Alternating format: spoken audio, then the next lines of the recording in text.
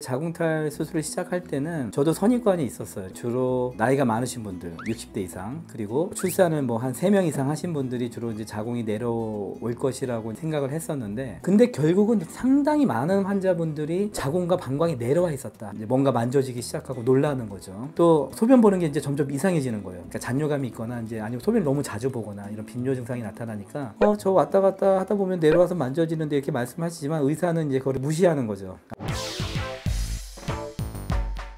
안녕하세요. 산더드 의사 원영선입니다. 오늘의 주제는 저야 뭐 항상 자궁탈 얘기를 많이 해왔지만 그동안에 자궁탈 수술하면서 제가 느낀 점, 최신 지견 이런 것들을 좀 말씀을 드리려고 합니다. 일단은 제가 맨 처음에 자궁탈 수술을 시작할 때는 저도 선입관이 있었어요. 주로 나이가 많으신 분들, 60대 이상, 그리고 출산을 뭐 한 3명 이상 하신 분들이 주로 이제 자궁이 내려올 것이라고 생각을 했었는데, 계속 이제 환자를 꾸준히 보다 보니까 야, 이게 이제 연령대 제한이 없다. 젊은 분들이 엄청 많다. 30대가 많아요, 생각보다. 물론 그분들은 이제 다 출산을 하신 분들이죠. 그래서 지금 기억이 나는 분이 30대 중반에 이제 부산에서 오신 환자분이셨는데, 이분은 이제 둘째 출산하고 자궁하고 방광 다 내려와가지고 너무 힘들었던 거예요. 이제 점점 자궁이 내려오다 보니까 거동도 불편하고 소변도 불편하고 여러 가지 문제가 생겼겠죠. 근데 얼마 전에 이제 제가 마지막 치료를 했어요. 환자분이 진짜 얼굴이 꽃이 피었어요, 꽃이.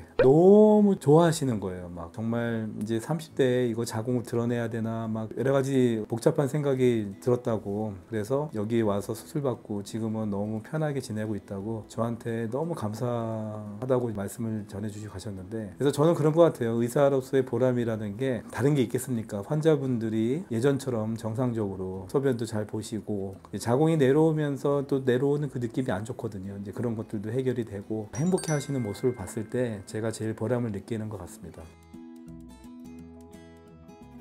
저는 이렇게 생각해요. 원래 많았다. 이게 문제가 뭐냐면은 두 가지 문제가 있어요. 첫 번째 문제는 심각한 질환이라고 생각을 하지 않는 거죠. 아주 심각하게 이제 완전히 밖으로 빠진 분들은 당연히 병원에 가시죠. 그러나 완전히 아직 밖으로 빠지지는 않았지만 이제 입구까지 내려오신 분들, 이런 분들은 일단 얘기하기가 창피하잖아요. 그래서 환자 입장에서는 창피하기도 하고, 뭐 당장은 어떻게 되는 거 아니니까 참고 사신 거죠. 이제 우리와 같은 수술 방법이 없었던 시절에는 이제 환자분은 이제 환자분대로 창피하고, 그래서 좀 참고 살고, 병원에 갔더니 또 별 얘기 안 하고. 근데 결국은 상당히 많은 환자분들이 자궁과 방광이 내려와 있었다. 근데 이런 분들은 이제 밖으로 보이지 않으니까 이제 멀쩡해 보이지만 일단 나타나는 증상이 뭔가 내려오는 느낌 때문에 힘들어 하세요. 그리고 아침에는 또 괜찮으셔. 아침에는 이제 누워 있다가 일어나면은 좀 괜찮다가, 요즘에는 다들 커리어우먼들이 많으시니까 직장 일을 하시는데, 일을 하다 보면은 이제 열심히 왔다 갔다 움직이고 짐도 들고 하다 보면은 이제 그때부터 이제 내려오기 시작하는 거예요.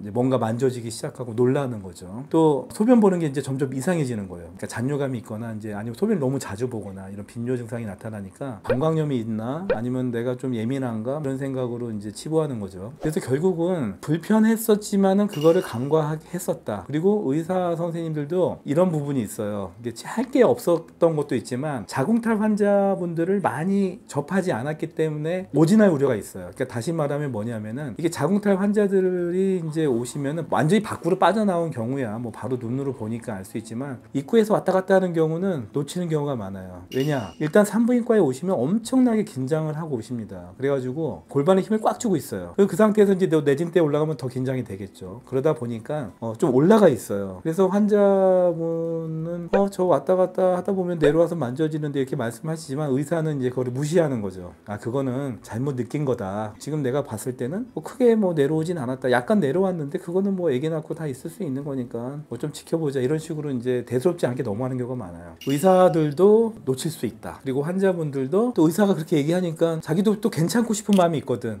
아무 병이 없었으면. 그러니까는 이제 그냥 또 참고 사는 거죠. 그러면은 이제 병을 키워, 점점 키워서 결국은 가만히 있어도 이제 입구에서 만져지는 상황이 이제 되겠죠.